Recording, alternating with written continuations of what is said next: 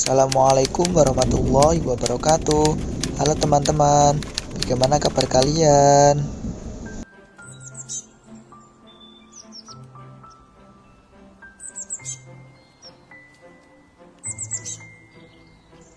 Pada kesempatan kali ini, saya akan mengajak teman-teman sekalian untuk belajar bersama.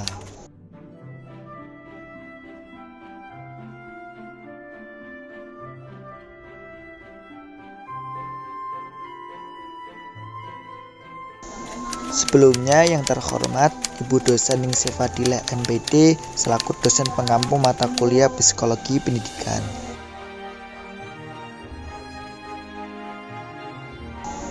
Materi yang akan kita pelajari ialah tentang kekerasan. Simak video dan penjelasannya dengan baik ya.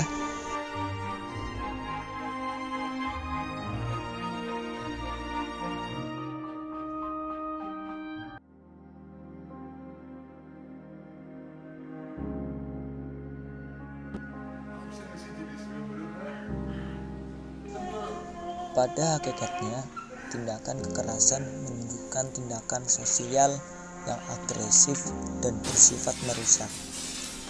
Seseorang atau sekelompok orang yang melakukan tindakan kekerasan sebagai reaksi atas apa yang mereka rasakan. Meski demikian, untuk salah satu faktor penyebabnya adanya pelampiasan emosi yang sering menjadi alasan melakukan tindakan kekerasan baik terhadap orang lain maupun terhadap orang lain. Kekerasan adalah tindakan melukai fisik seseorang baik disengaja ataupun tidak. Tindakan ini tentu saja tidak hanya dilakukan kepada orang lain, akan tetapi dapat dilakukan kepada dirinya sendiri. Tindakan kekerasan memberikan dampak dan efek negatif bagi siapapun yang mengalaminya.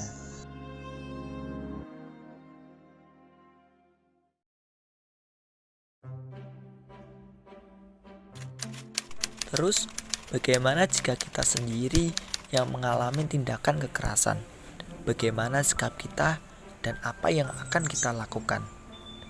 Nah, ini dia hal yang sulit.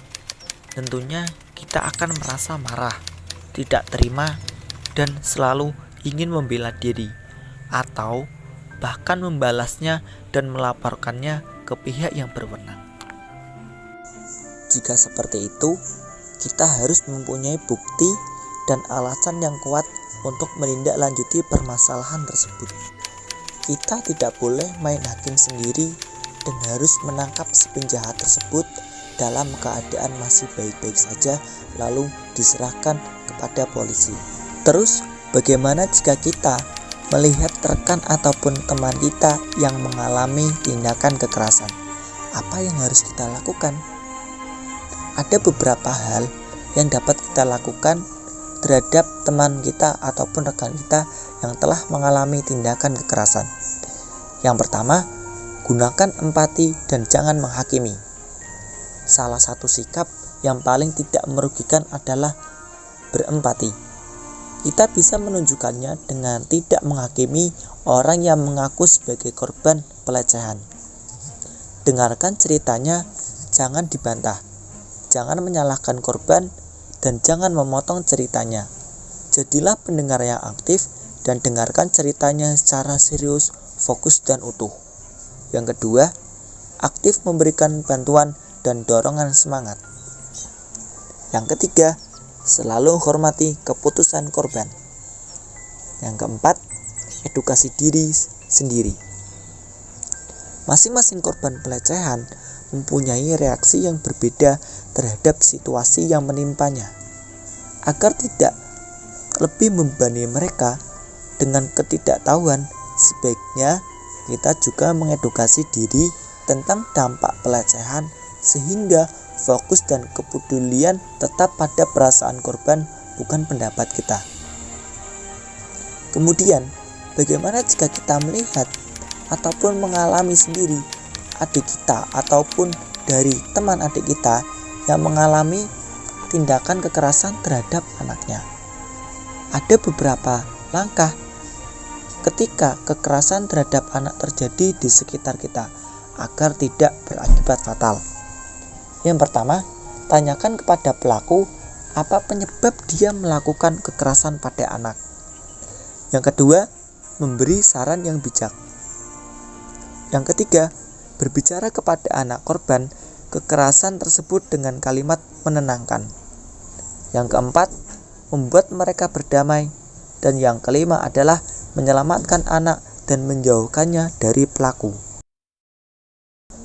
Berbicara tentang kekerasan. Kekerasan dibagi menjadi dalam 3 bagian. Yang pertama yaitu kekerasan dalam arti sempit. Yang artinya kekerasan dalam arti sempit merujuk pada tindakan berupa serangan, perusakan, penghancuran terhadap diri atau fisik seseorang maupun milik atau sesuatu yang secara potensial menjadi milik orang lain. Yang kedua, kekerasan dalam arti luas. Kekerasan dalam arti luas merujuk pada tindakan fisik maupun tindakan psikologik yang dilakukan seseorang atau sekelompok orang, bagi yang dilakukan secara sengaja maupun secara tidak sengaja, langsung atau tidak langsung, personal atau struktural. Kemudian yang ketiga, kekerasan struktural. Kekerasan struktural adalah kekerasan yang diciptakan oleh suatu sistem yang menyebabkan manusia tidak mampu memenuhi kebutuhan dasarnya.